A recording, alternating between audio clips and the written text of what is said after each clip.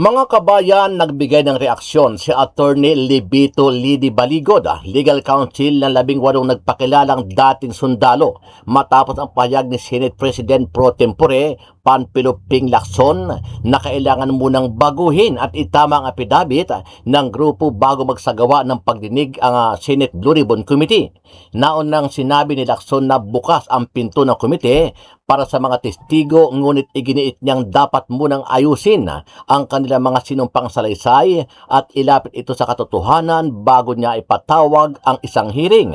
Sa isang social media post, tila kinwestiyon ni Baligod ang posisyon ng senador at ipinahiwatig na kung may konklusyon na umano ang investigasyon, maaring wala pang saysay ang pagdinig.